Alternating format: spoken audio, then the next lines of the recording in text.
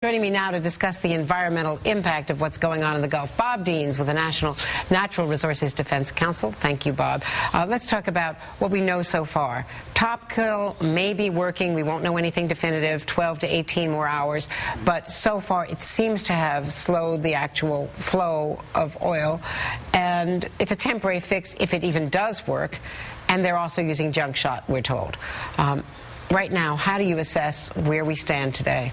Well, certainly it's ongoing and it remains uncertain. We certainly hope it works. Whatever it takes to jam up that pipe and stop that leak, we're in favor of it. If it takes golf balls and retread tires and mud, okay, we'll live with that. They'll put cement on it, they'll cap it off. At least we will have stopped the hemorrhaging.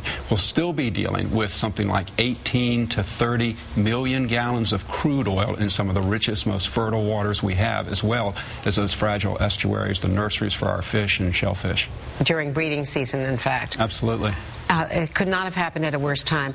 Let's talk about the dispersant, because a lot has been argued back and forth. I talked to Carol Browner about this yesterday at the White House, and she basically says that they don't have issues any longer with BP and using Corexit, this particular dispersant, even though the EPA challenged BP a couple of days ago and said, what about the toxicity of this? They say they're okay with this now. BP claims it's no worse than dishwasher liquid.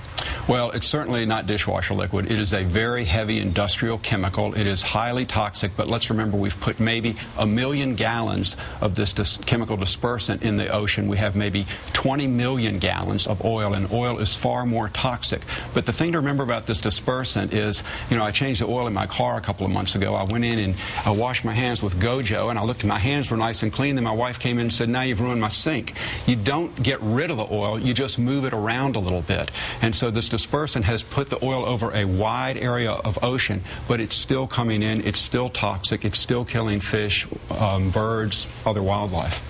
And what about the illnesses? A number of fishermen were taken to the hospital the day before yesterday and were seriously ill. Do we think, what do your experts say? Well, our health, Dr. Gina Solomon, an NRDC health expert, was down there in the Gulf, and she was handing out respirators to some of these fishermen, oyster gatherers, shrimpers, the people who were getting out there and doing this work. Many of them were culturally averse to wearing these respirators. They didn't understand that when you're smelling that oil, it's because these toxic chemicals are coming in and coating your lungs. It's dangerous. It's a bad situation. And of course, the President's going to see some of that firsthand down there today. And you've been in that situation room. You know that getting the story down there in the tank is very different from putting your own eyes on the ground. So that's what he's doing down there today, building on what he said to the American people yesterday. Bob Deans, and thanks to you and the whole team, all of the people from the NRDC down there in the Gulf. Thank you very much for the update.